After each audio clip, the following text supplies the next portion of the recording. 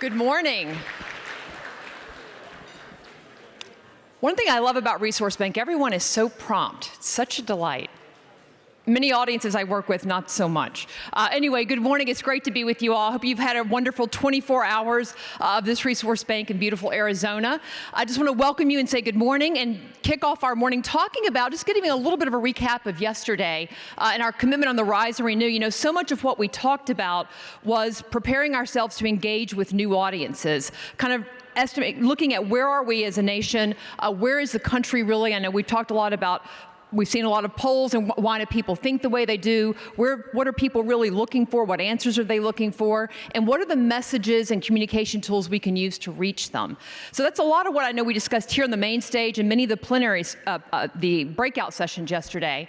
But of course, one of the ways that we reach new audiences is through social media. Facebook, Google, Twitter, all the different apps and the like that I know many of you are familiar with. But of course, that becomes difficult when many of those platforms try to start censoring you. That's happened, I'm sure, to some folks in this room. It also happened to the president of the Heritage Foundation not too long ago. Some of you may know the story. Google was setting up their AI board, artificial intelligence board, bringing in a lot of, they said, diverse voices to get opinions from across the policy and cultural landscape on how they should be thinking about AI as they move into that space. And they invited our president, Kay James, which made a lot of sense. She's a diverse voice. She's an African American. She's a woman. Unfortunately, though, she's also a conservative. And that kind of diversity they weren't really interested in having. You may hear the story. You can see this was the op-ed that Kay wrote for the Washington Post, which appeared there about the week after this all came together. Basically, a lot of Google employees came together, called her a lot of names, and demanded that Google disinvite her and take her off the platform. Well, Google succumbed. They didn't disinvite her. As opposed to standing up to their own mob that they basically created, they just disbanded the AI board altogether. So everybody ends up being a loser in this category. So that's just kind of I want to set that up thinking about that's the seriousness of this effort. That they really want to shut down every single voice that might have a different political or cultural perspective than they do. And that's what our panel is going to be addressing this morning. How do we work in that space? As conservatives, do we really want the government to go tell them what to do? At the same time, how do we go about making sure that we don't have our voices censored? So it's going to be a great discussion, and it's my pleasure to welcome my colleague from the Heritage Foundation, Jack Spencer, to the stage, who's going to be leading this panel and the discussion. Ladies and gentlemen, Jack Spencer.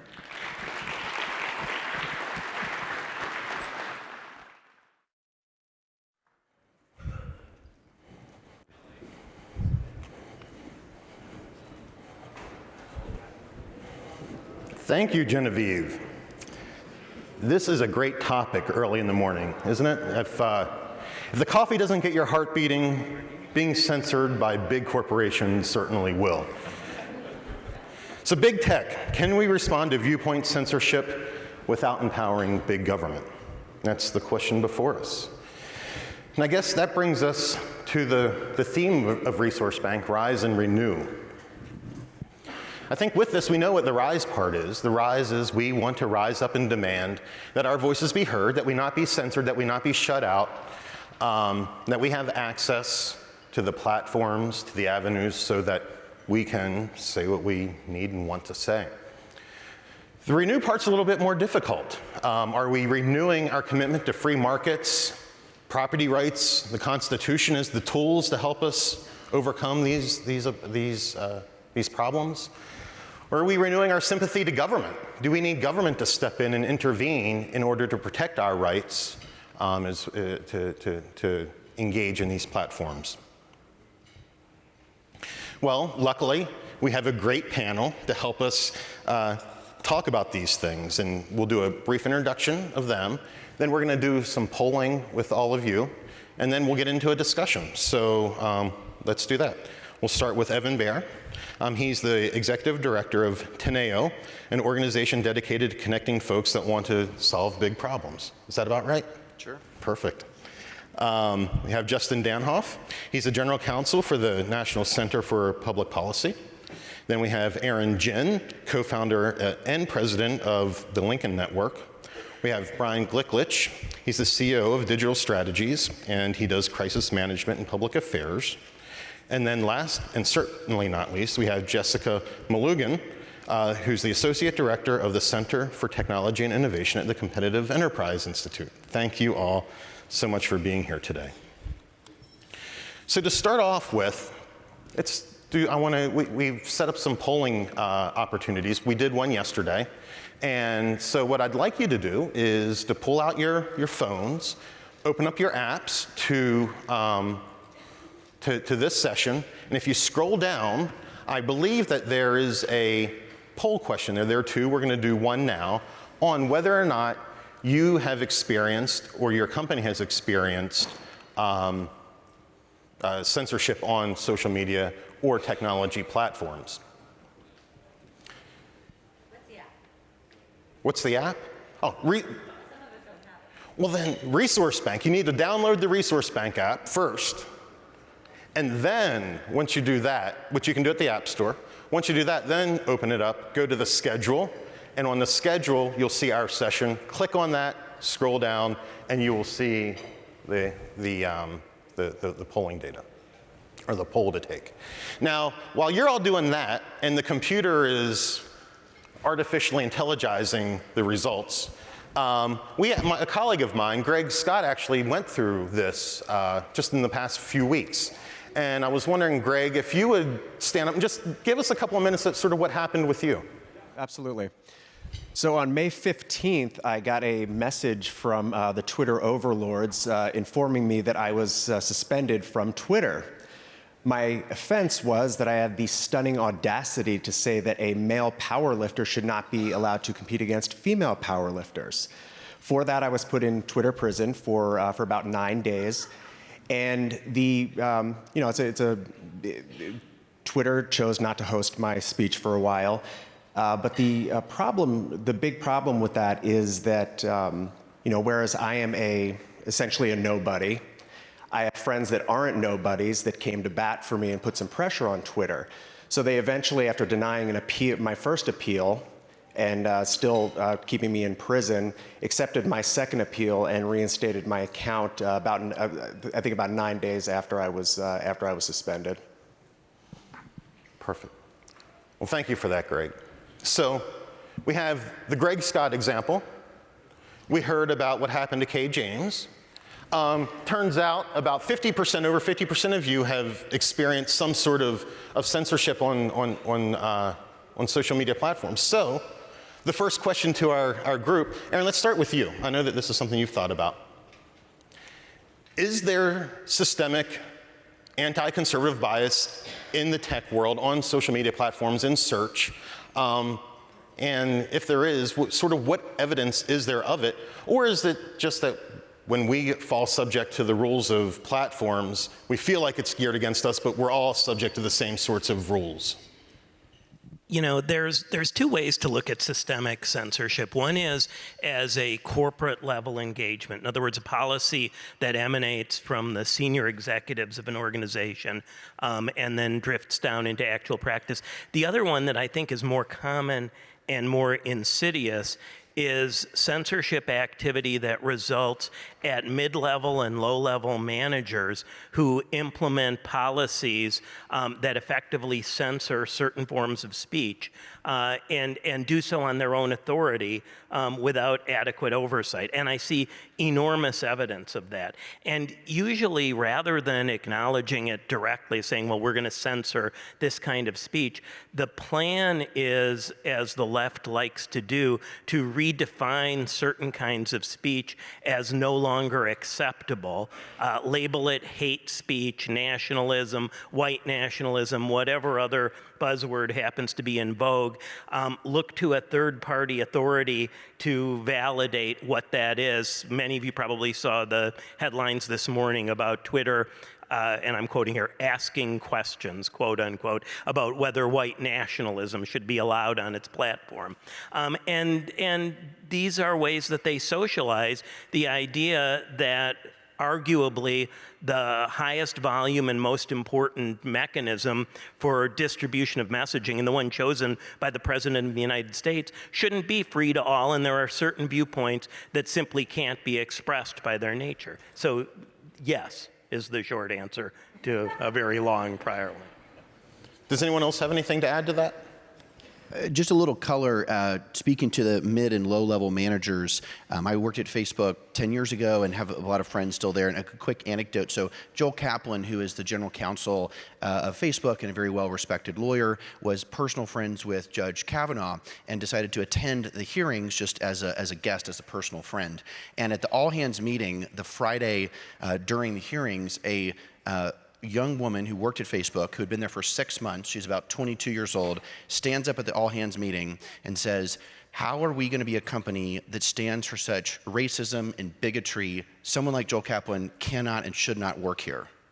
So just imagine that, the gall of this 21-year-old, very junior employee to stand up and to call for the expulsion of a senior officer, amazing person working at the company. That's just a little bit, I think, of the insight into the psychology of these junior employees who sort of see this as an opportunity for their own social activism, getting involved in these things. It's sort of their platform for engagement. So I think it's pretty bad at the junior levels as well.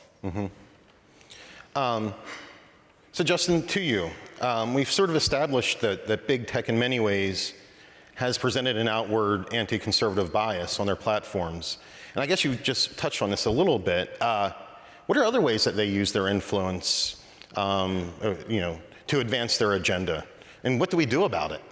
Well, there's a lot we can do that we're not doing, but just to pick up on what Evan and Brian were talking about, when I engage with corporate leaders and I ask them on an array of issues, from why do you fund the Human Rights Campaign? Why do you fund Planned Parenthood? Why do you deplatform conservatives?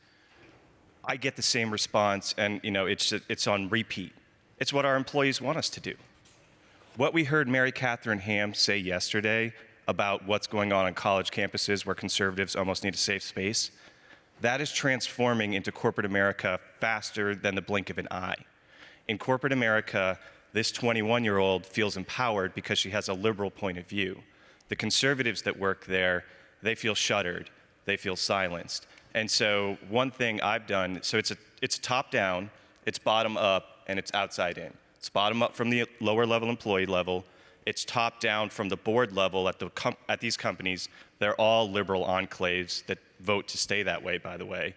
And it's outside in. What I do is I do corporate shareholder activism.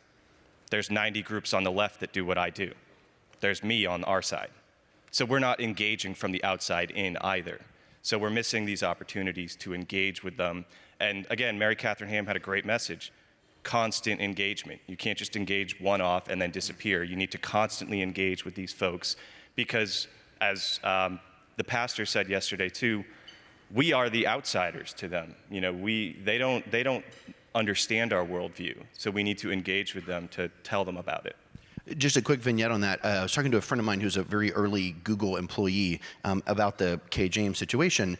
He said he's in close relationship with Sundar, and I was, help me understand what's the psychology of Sundar making this decision? Does he hate conservatives? Does he hate heritage? And he said the number one thing that he is concerned about is keeping their world-class engineers working there. And over some sort of dispute like this, he literally could lose several hundred engineers would quit in protest over this decision that they made or didn't make. And so I think it gave me, hearing that story about how he made that decision, gave me a little empathy for these leaders. They're not all with their sort of death list, K. James, we're going to take her out. They're just trying to run really successful businesses. So then, I don't know, it makes me think, who is going to be in Sundar's court to sort of say, hey, how do we stop empowering these employees? Any comments on what would you say to Sundar about that? Yeah, well, first of all, get a backbone. You're the boss of the company, right? And so, actually, right now, the Facebook shareholder meeting is occurring. They have one conservative board member, and he is under assault. There are protests outside of the Facebook meeting because Peter Thiel has not left the Facebook board yet. Every other Facebook board member is a far-left radical, in my opinion, and since he's the one outlier in Silicon Valley, the shareholders and the employees are currently protesting against him. But I have one of my colleagues in the meeting presenting a proposal that I put, and this would help a lot of Silicon Valley companies. I put it on the proxy of Apple, Amazon, Facebook, Twitter, where I defended Greg last week. I ask a very simple question. I said, when you talk about diversity and inclusion, and to steal from The Princess Bride, I don't think it means what you think it means. When you talk about diversity and inclusion, maybe you should consider viewpoint diversity. Because all of these companies have board nominating procedures that mandate they look for diverse candidates. But their definition of diversity is only what someone looks like on the outside. So I put proposals to these companies saying, if you truly believe in diversity, how about diversity of thought? How about diversity of ethos, belief, what someone thinks on the inside, who they truly are? Every tech company opposed it. They wouldn't change their board nominating policies to consider viewpoint. So think about that. They want to remain in their liberal enclave. They don't want to engage with us. As the moderator, I neglected to do something very important, which was to point out to y'all that we need you to ask questions, and you can use the app. Again, click on this session, and there'll be an opportunity for you to ask questions. They'll get fed into me, and I'll put them in as we move forward. So this conversation brings me up to my next question. There's this image out in Silicon Valley that there's an anti-conservative bias, to be sure. I guess my question, this is mostly for Evan and Aaron, who have spent a lot of time out there. Are they all stark raving lunatic lefties, or are there conservatives out there? In my experience, having been in the conservative business for a couple of decades, you'll go out to a university where you think it's a left-wing audience, give your speech, and then afterwards people come up to you and say, don't tell anyone, but I dig that. And I'm wondering is that the case out in Silicon Valley? So at Lincoln, we are the only organization that actually produces viewpoint diversity data actually on this tech companies we've done in the last 2 years. And the polling shows around 25 to 30-ish% would be people that would probably come to this event or be considered classical liberal, libertarian, or conservative. And there is, so the answer is like most, yes, I would say there's a larger percentage of people that consider themselves, let's say, activist progressive. As you know, those people are quite loud and very aggressive. But as we sort of recently read about a survey about Americans, like the majority of Americans are sort of the exhausted majority. And that occupies the majority of people who actually work in tech. Even in this sort of consideration in terms of how products actually develop. So I've actually run like a social media network. We were the number 10 referral in all of the world. And I've also been let go from a company from actually being conservative during the 2016 election. And because I protested that my company, which had nothing to do with politics, wanted to fundraise for the ACLU, which is fundamentally opposed to my beliefs. So the team of engineers and designers that I built in the company, I decided to leave. And I was the only conservative executive in our company of 150. So I come at this. It's always rich when I hear political people talk about like sort of my own community, and it's also the other way around. And since it's always dangerous whenever you have a tech person talk about policy, because they're always seeking regulatory capture now, right? But the way that these companies actually operate is actually fundamental to why this actually problem is happening. This problem of like sort of, as you could say, progressive activists that work in the company is the reason why it occurs at Facebook and Google is because the way they make software is actually fundamental to why this is actually happening.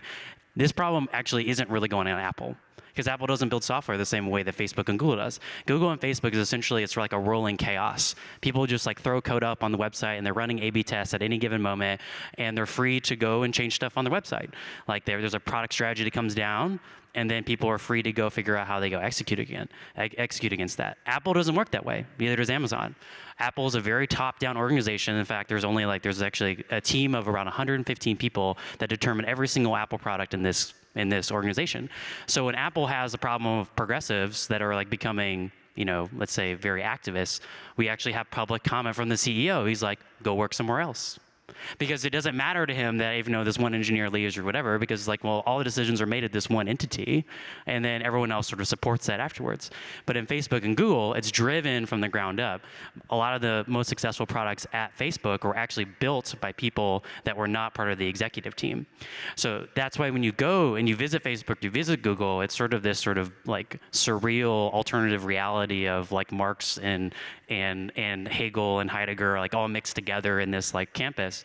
But if you go to Apple, it's actually kind of cold and corporate. You actually have to pay for your lunch there. It's really terrible. I don't know why people want to work there, right? Versus at Google, it's all free. Everything's free. Hang out as long as you want. So I think that you're right that there's some discipline that needs to come down from the top, and a section of them, those people will leave, and I think they just have to deal with that. But every CEO is also different. Like I actually think Jack Dorsey, for example, is somebody who feels betrayed by a movement that he made his bed in with, which is the far left, post Chick-fil-A sandwich chaos. But I think some other people, for example, like Zuck, I think that he doesn't have, even though I actually don't think Zuck is that political, and I have lots of people in our community who will validate that, who've worked there for 10 or 12 years, sorry. But there's some people that are very political, and like I think Sundar is one of them, and I think they behave that way.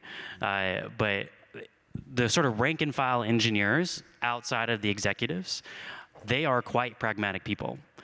They want to build software. They're not interested in all of these debates, all of this like noise that's being made. They're like, has everyone seen an interview of James Damore? Has anyone, right?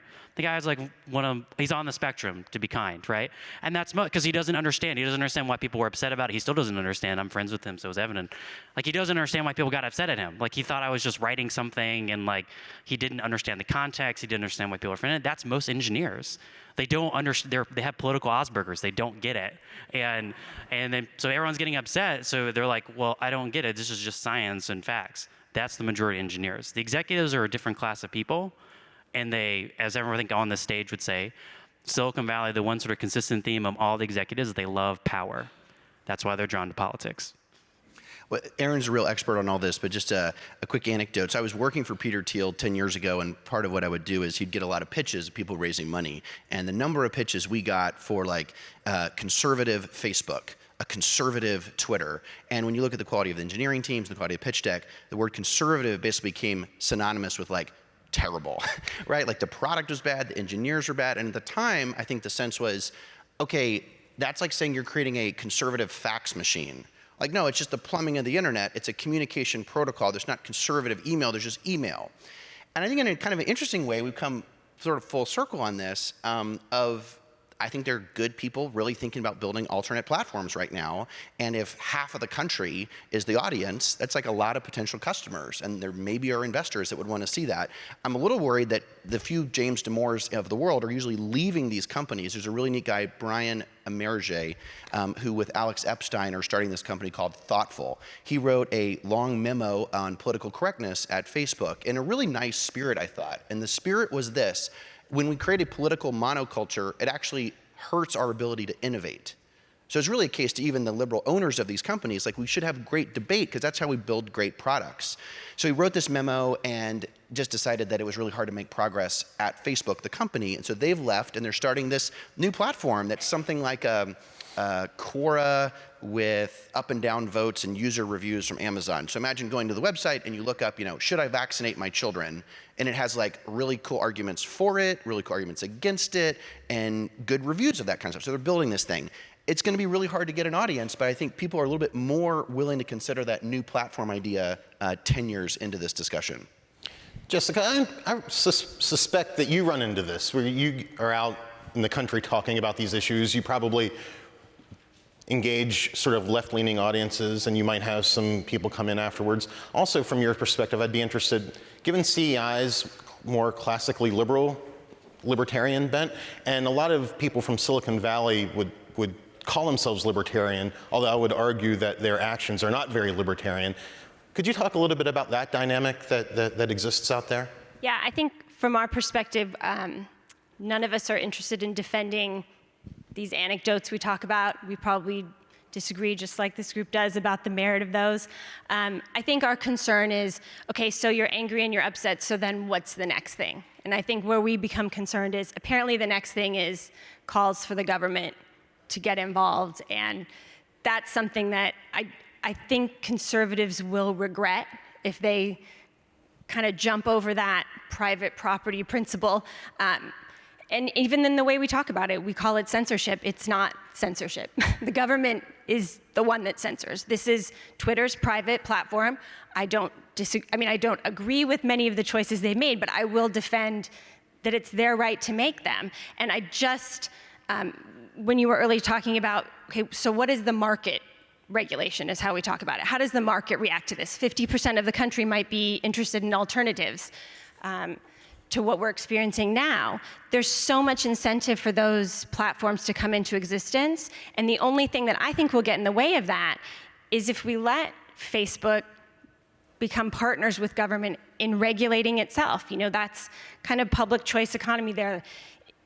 He will cement himself in place as the market leader, and he will put up these huge barriers to entry for what might come along in the next month, year, 10 years, and solve this problem without getting the federal government into the business of telling us, well, what's acceptable, what's fringe. We've kind of done that before. You know, we've already been down the fairness doctrine route. It's not a good solution, and if conservatives think that the people who are going to be put in charge of those decisions are going to be at all sympathetic to our side, I can't imagine a scenario. I mean, even the group of us here, you've all talked to everyone. The outside world sees us as kind of one mono block, right? Like, oh, people on the right. I bet you've had some conversations this week where you've distinguished yourself from each other. I don't even think we could probably decide, well, what's acceptable, what's mainstream. I just want to make sure that those decisions remain in private hands, you know, that we always have exit to the next platform. So that's sort of how we get involved with this issue. You know, I appreciate that, and that puts us to sort of the next part of our conversation, which was, I think we've established that there's plenty of bias out there. What do we do about it? And if we could go to the next polling question, where we want to see from the audience, do you feel empowered to do anything about this? So while you're doing that, I'd like to continue what Jessica started and see what other folks think about. You know, at the end of the day, the question is, or a question is, to regulate or not to regulate. And certainly we've been down this road, we as conservatives, of talking about regulating radio and the fairness doctrine, all these sorts of things. Is this time going to be different? Sort of whoever has thoughts on that, I'd like to hear them. Let me pick up on that just a little bit. And, you know, I'm in the business of adversarial communications, when there are people that really don't like each other and see the world in very different ways. And in my business, one of the core operating principles is that if you want to learn how to change your opposition's behavior, the first thing you do is find out what they fear the most and create a credible threat of bringing that to life. So I sympathize as somebody who lived through the fairness doctrine and all the unfairness it created. And basically any law that has in its name some fundamental principle like fairness, there's a pretty good chance that it does exactly the opposite. I've lived through all of that, but if you're an organization like Facebook or Twitter or some other social media channel, and your public policy and lobbying people are looking at a continuum of actions of what's the best thing that could happen to what's the worst thing that could happen, there's a pretty good chance that regulation, a rollback of the Communications Decency Act, treating them like a public utility, or even antitrust, is pretty far over to the worst thing that can happen side. And if we, as a movement of people who operate independently but with the same principles, start to take things off the table and say, well, no, we don't believe in that, we have limited in every possible way the best outcome that we can accomplish until the very last moment. And anyone in here who's a lawyer, I know there's hundreds of them arguing with each other downstairs right now, anyone who's a lawyer knows that you can't reach the best settlement unless you have a credible threat of something worse happening. If we take the worst thing that can happen off the table early in the process, I absolutely guarantee as a communicator we won't get to the best outcome. Well, I think the problem with that is that Mark Zuckerberg has already put in writing in op-eds around the world that he would love to get involved with the government regulating him. He would like to be at the table. He would like to design those regulations. And by the way, you see what his private regulations look like. So they're not going to be any different when you have the federal government enforcing them. But what they are going to do is make it impossibly difficult for the next startup to comply with that. Facebook can afford to comply. They're going to do what they're doing anyway. Get them off their back, lock them in place. But the next up-and-comer is not going to be able to afford to do that. I would love it if Facebook's DC team were afraid of being regulated. I think they would love to be locked in, utility style, and we've seen it all along. When things are treated as a utility, the government's nice enough to wipe out all their potential competitors, and they're locked in place. I think because Mr. Zuckerberg seems apolitical, he has no moral qualms about that, and he would be very happy to just let Facebook survive perhaps 10, 20, 30 years longer than it would in a competitive marketplace, where I think it really is going to be threatened by the innovation you guys were talking about. Yeah, yes, clap. Thank you, secret libertarians. I'm going to pitch it and change industry for just a second for the younger folks in the room who are probably Googling fairness doctrine. Obamacare, okay? The big insurers wrote in the bailouts for themselves into Obamacare. The pharmaceutical industry created barriers to entry for new medical device companies. That's what happens, is the big companies that already exist get into Washington, write the rules, the big health insurers doing fine, big pharma doing fine, but innovation, terrible. You losing your doctor, terrible. So that's the concept here, is we can't let them come in and write the rules because the next Facebook won't happen. The next Google won't happen. So don't Google fairness doctrine, just think Obamacare. You've been spared that. And really, if you think about these guys that are now in charge, they didn't have any of those regulations coming up. So what they essentially want to do, they've moved into the leadership positions, they're in control, and they want to take that velvet regulatory rope, step over the side, and hook it right back behind them, so that there's huge impediments to progress that they never had to face. If you read the stuff Zuckerberg has written in public, it literally says in it, you know, if I could go back, I would really appreciate some guidance. He's lying. He would not appreciate some guidance, but he'd be happy to give it to the next guy because he's secure in a market leadership position. And you just, let me be clear, I'm all for railing against them. I'm all for putting public pressure on them, threatening to leave them. We saw that CrossFit did this just last week. They pulled all their stuff off. I think that's great, but let's not rush into something we're going to regret by regulating them. Let's wait and see if the market can't come up with something better. And in our experience, it always does. It's regulation that stops that innovation. There's some, I mean, I would not say Zuck's lying. I don't think he's politically created enough to do that. I think what he feels, which has been our message to him and his folks for a while, is that John Locke wrote about this long time ago, right, on the religious tolerance piece, and that fundamentally you cannot do what your policy team, which is really Sandberg, has pushed, which is like, we can be the mother of the world, right? We can have a 600-page book, which is how big it is, about how they regulate speech. And we can figure this out because it's just like a computer, right? We can just put in numbers and out comes something.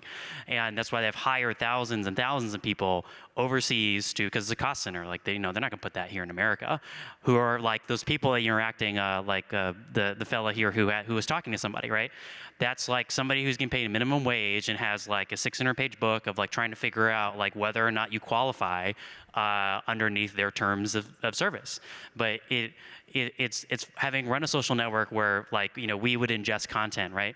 And just to tell you how hard it is, right? So when I hear people from Congress talk about Google should just do that, Google should do that, like Google and Facebook consistently overestimate their ability to do something because that's their job, because therefore it eats shareholder value, right? Oh, look, Elon's like, oh yeah, we're going to defeat Uber in a year. Sure, Elon, therefore $600, stock price. So that's like our job. Our job is to sell a vision and to like push the envelope.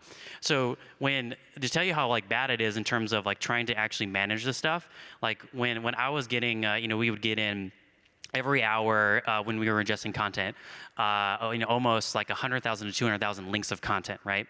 Around 80% of that would be something that we would say on our platform would be considered bad. That would be like violence, pornography, any form of sort of like, seditious like material that like, the Arab countries would be pushing into our platform because we're such a large referral. And then it will sort of get into this like grayer area of stuff where we would literally, it could either be sardonic or it could be sarcastic, and like we just wouldn't know. So that's why Facebook has originally chosen to let the users decide, but now it has been pushed because of its company and its people to move it down the field of actually becoming more paternalistic. But it's actually really, really difficult to do, at least what I don't think anyone on the stage is actually recommending, but what Congress is talking about in terms of like finding that like one thing that's hate speech or one thing that's like, you know, whatever the current phobia is. It's really, really difficult. And in the, let alone like the live shooting that happened, what was it, in New Zealand, right? To have as someone who's built this stuff before, to have the engineering horsepower to figure out a live stream video, somehow run it through an algorithm simultaneously across the world to monitor if it is like actually a shooting, let alone trying to detect if it's like a video game live stream, right? Like that's really, really complicated. So our position to these tech companies is like, you put yourself in a position where you're gonna lose no matter what, which is why he has appealed to his secular God, which is the state, because he's like, I can't do this. Our position is like, give up and say, we're libertine. You know, if you don't like someone, guess what? Unfollow them, right? It's not hard, just unfollow, right? Unfollow, right? Or downvote or whatever. Like that's the simplest solution. And it's kind of terrifying to me that I agree with a lot of the backlash, like in people in this room, and like I'm very critical. I mean, I left a company because I voted for Trump. Like, so I felt this personally, and I'm very fine with us as social pressure and societal pressure saying this is wrong, as we would say in any other industry. But to hear like people on the Hill, including people on our team, talking as if we're gonna like modify Section 230, that's terrifying. Oh my gosh, like like that's the thing that made the internet, and we're like, maybe because Facebook is like an annoying liberal organization, we're gonna change free speech online.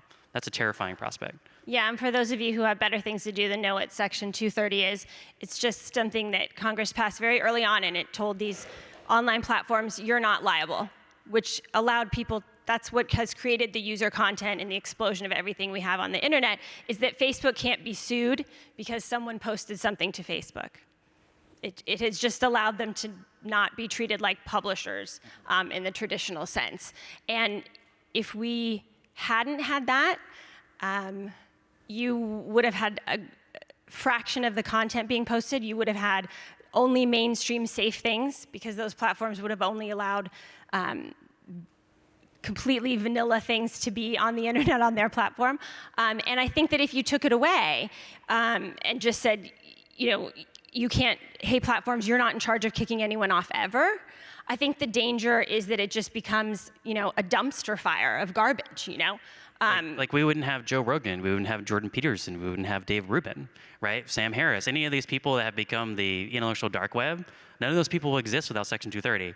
So there is like, I have hope, especially if you look at, go to Reddit, if you like, want to see like the trends, what is going to happen on the internet soon, just go read Reddit.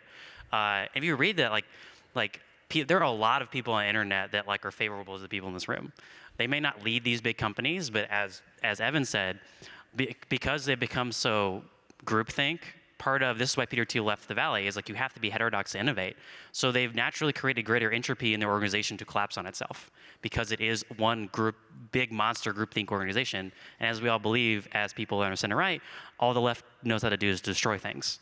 So it'll just destroy itself, right? And I don't know when. I mean, we have to be concerned about time, but like, I don't know when it could happen. But I mean, I have faith in Amazon that it's going to come in and like, Amazon's one freaking scary company. If you like want to like, at least they're blue collar oriented. That's why I like them. So. Jessica, I need to thank you. You keep leading me into my next question. You're welcome. The utility question. Given the size and nature of social media platforms and digital networks, some people have argued that they should be treated as utilities and regulated as such. What do folks think of that? Is there anything to that argument? Now, this is a trick question because utilities should also be deregulated, but notwithstanding that, are they like utilities and should they be regulated? To get my nuanced answer out of the way, they shouldn't be. The open nature of the internet means that there's no barrier to entry to the next thing coming along. There's no reason to lock the technology of today into place and deprive consumers of what could be the next big thing. And I think that I'll just say briefly, look back on our history of utilities and government-granted monopolies. Did you see a lot of innovation in those spaces? We've already run this experiment, so. I would say that to the extent they do not wish to be regulated, and I think that that's a noble goal, they should commit to not regulating the speech of their users in unreasonable ways. I think that the paradox we've got right now is that we are talking at great length about the freedom that we give these organizations to be free of lawsuits, to be free of regulation, while simultaneously they are obviously and clearly and right in front of us attempting to regulate the speech of their users. And that is not okay. And they are doing that under the cover of the freedom we are granting them. So if they wish to not have regulation imposed on them, they need to operate according to the same principles that they demand be accorded to them. Are you saying that from like a practical political perspective, or are you just saying that from like a normative, this is what I actually think? I'm saying it from both. I actually believe this. I think that right now the pendulum has swung out of balance and that they are taking advantage of the freedom from regulation that they have in order to impose speech regulation that is in a creeping way becoming more and more intolerable on other forms of speech, political viewpoints, et cetera, that they find intolerable. If you go back even a decade, we wouldn't have been having any of these conversations. The speech that was intolerable was speech that called for clear violence, that was the equivalent of shouting fire in a movie theater, was the doctrine that all of us grew up with. And over the last 10 years, there has been a slow and now rapid creep right up to the newspaper today to say that, well, maybe there are some kinds of speech that people shouldn't have to hear because it's hateful. And then let's define hateful in iterative ways. So I think on both a political level and on a practical level, they are taking advantage of the freedom they've been given to deny those freedoms to others, and that doesn't work for me. Well, that's exactly Nancy Pelosi's point that she's making about her slowed down video. She came out and Nancy Pelosi says, you know, we gave them this big hookup with Section 230 and now they're taking advantage of it. They won't take down this video of me that's been slowed down and marked as tampered with. So I guess I just urge you to consider, if Nancy Pelosi is on board with that idea, what that might indicate. I think we're balancing, right? You don't want a completely hands-off approach on these platforms because they're going to be filled with ads, distruths, and pornography. That is the absolute truth. Facebook will be porn book. Like that's what comes in and fills the void when these guys take their fingers off and say there's no community standards.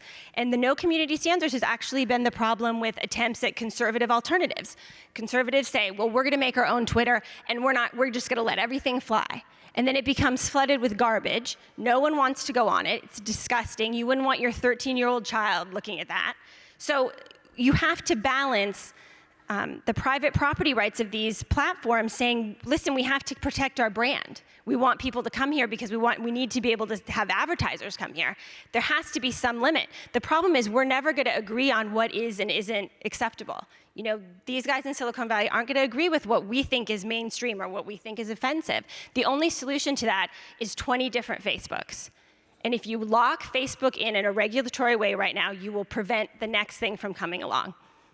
I sort of shift on the regulatory conversation outside of censorship. The stuff that actually I'm much more concerned about is in the privacy sector, because I actually think the reason I think privacy is actually a market failure because it's a 0-1. You're private and then you're not. And actually, Eric Schmidt has actually public comments about, as it relates to the Glicklick case, that ended up all those kids are innocent, and forever in Google, their name will be associated with that. So there are actually some regulations actually in things that the EU is considering that from a user advocacy perspective, as like that's what I do is for a living, is I build products for users, that I think is right for users, that is not what Google or Facebook wants. And I actually would rather focus there, because if you want something to actually really hurt Google or really hurt Facebook, talk about data, because that's how they sell data. Facebook sells its users, and Google aggregates your data to deliver you cheap things.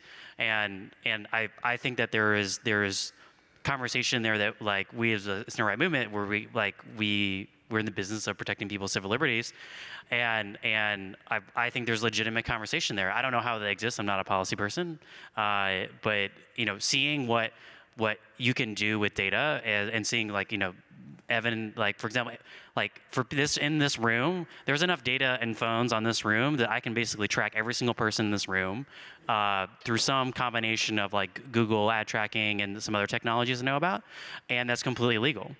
And there's no restrictions on that. I can just monitor one specific phone. It may be based on an algorithm, and I can just like sort of guess. But I can go to your Facebook, look that you go to this restaurant, go to this restaurant, and I can end up actually pinpointing who, like your actual individual cell phone signal, and I can watch you go walk around. And the question as a society is like, are we okay with that? Are we okay with the trade-off of that we get lots of really cool products from Google? And that we have a free place that we can go to look at baby photos. And are we okay with that? And I think as a society, I'd rather talk about that as a society than this sort of censorship stuff, in my opinion. One thing in the censorship debate that has not come up yet that just I think is worth a little airtime is the role of the SPLC in designating groups, hate groups, or certain kind of speech. And one little encouragement, I have watched just from the outside the work of the Alliance Defending Freedom and their critical work when Amazon has a Smile program which enables a shopper on Amazon to donate a small percentage to a charity of their choice. Because of the SPLC's designation of Alliance Defending Freedom as a hate group, they were removed from that program because Amazon probably reasonably said we shouldn't give money to hate groups. And what I've appreciated, the conservative movement takes a lot of different approaches. There are a lot of people carrying hammers. Prager on this is, they're litigating. It's super aggressive. I really appreciate the approach of ADF, which was, let's go meet these people. Let's just explain that we're not actually a hate group. Let's educate them about what the SPLC is. And what if we work together with like Robbie George and Cornel West and John Haidt to say, hey, what would be a reasonable way as a society to help understand who are hate groups? We probably agree that there are groups that are probably not good for society, like why does the SPLC not do a good job of that? So I just, as a nudge, I like when people are being winsome and they're reaching out. And like Facebook and the banning the people, the anti-vax stuff, they're like, my guess is that Sheryl Sandberg literally has never met a person that opposes vaccinations. And the idea is there's some of these like deplorable swamp people in Missouri that like, thank goodness we're gonna rid the world of these terrible ideas. If they actually met a person who had realistic concerns about that, I think that goes pretty far. You agree? Yeah, well, I want to pull on that thread a little bit with the SPLC. Thanks for bringing that up, by the way. And going back to what Mary Catherine Ham said yesterday, it's about storytelling. And I'll give one example with JP Morgan Chase and with Apple, where I had some success and some not success. I filed resolutions after Charlottesville. Apple donated $1 million to the Southern Poverty Law Center. JP Morgan donated $500,000. I filed proposals because proposals get you meetings with high-level executives. And the executives at Apple, it fell on deaf ears what the Southern Poverty Law Center really is. The executives at JP Morgan, I went in with kind of a hammer. So when I had my negotiations with JP Morgan, I changed it to storytelling. Now, I'm not on the hate map yet, but I'm on the hate watch list, whatever that is. Like, I'm almost there. There's a track at the Heritage Resource Bank, how to get on the list, I think. Working my way up. Yeah, it's a breakout B. And so I'm negotiating with these executives at JP Morgan, and I'm explaining that at the time my daughter was 10 months old. I said, this is online forever. And she's going to go to school probably in like 2 years, and their kids will already be on the internet at the age of 3. And she's going to have to explain to her friends when they come ask, why is daddy on a hate list? Silence, just pure silence. I said, my Christian faith doesn't teach me to hate. I'm not teaching my daughter to hate. That this group wants you to think that is deplorable. That's the people that you're funding. JP Morgan, I have it in writing, will never donate to the Southern Poverty Law Center again.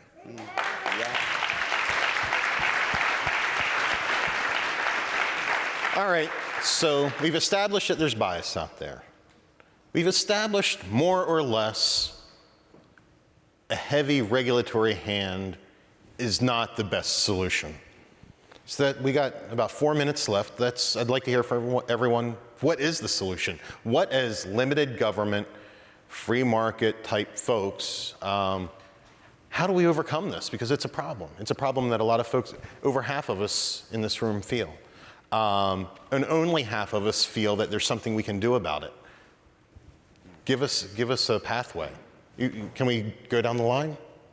I vote for Justin's measure to put reasonable, moderate people on the boards of these companies. I think the equity value goes up. I think they're run better. They're better representative of the customer base. And I think it's just like, it's easy. On the one hand, it doesn't feel like a free market solution because it feels external and forced. But to look at how the left has done this so successfully, I think it's like, we want to do something, and I just think what you're doing of getting reasonable people on these boards is a great free market solution, that just to have that one sane person at the table who says like, hey, actually, it's not quite like you think about it. Let's think about it this way. All right, I vote for this guy.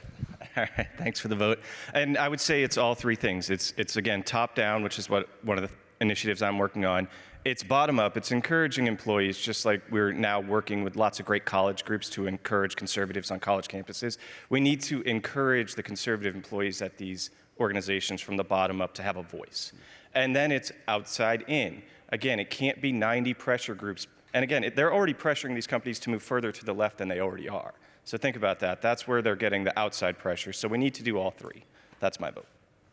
I'm actually not really that concerned about making Facebook more valuable. I mean, if it implodes, it implodes, in my opinion. And like, those engineers will find another place to go work. And so like, I'm not very corporatist in that sense. And like, as an organization, we actually don't take any money from tech companies, like like FANG at least. And I would say if you don't want to participate, then don't use it. Facebook's #1 fear is that you leave. That's the whole reason why they're changing this whole product strategy that they have in terms of going to groups. If you don't like Google, then turn off data tracking, right? Use DuckDuckGo. If you don't like Apple, I mean, I don't know, is BlackBerry still around? There's not really another option. You don't really do, I don't think you need to be concerned about Apple in terms of data. I'm mostly concerned about data privacy. But, and yeah, on Twitter, like, you know, just, like, guess what? Like, you'll survive. You have friends that don't exist only online, and you can like go hang out with them. Oh wow! Like, you know, and like it's people my generation and younger. It's like they if you look at polling regarding their use of technology, it's really highly correlated with kind of depression, and I think it's because that people aren't self-regulating themselves in terms of how often they scroll on Instagram or how often they post on Snapchat, and I think a lot of this anti-tech stuff is really built into that. And I would say, as a consumer, like, make your life happier. Just like, don't use it, and you'll find out that there's a nature outside. God's green earth.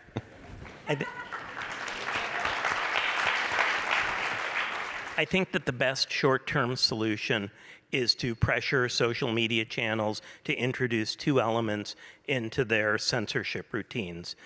One is transparency of the individuals and organizations that they're either explicitly removing or invalidating content or decelerating it so it isn't visible. And the second is the creation of a due process mechanism so that people and organizations so affected have a right of appeal that is not monetarily unattainable or takes forever to do.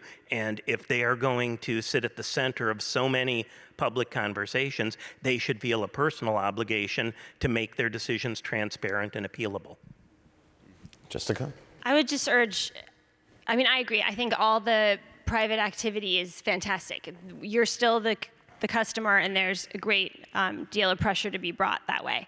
I'm all for all of that. I just think it's important to keep in mind as you're thinking through these things and as new things challenge this area that, Twitter is not the public square. Twitter is Twitter. You can get off Twitter and you can walk outside and you can yell whatever you want into the street for the most part.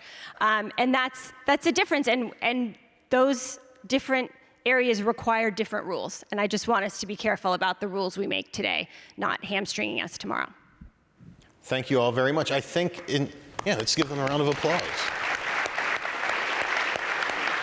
I think if our question to begin was the rise and renew the rise was to stand up and be heard and make sure we have places to engage, that's kind of the renew as well. I mean, that's what we need to stand up, get people on the boards, participate in the marketplace, leave, go outside, call your friends. These are all reasonable things to do that I think if we all did them, we can really make an impact. And I think we're starting to make that impact. So.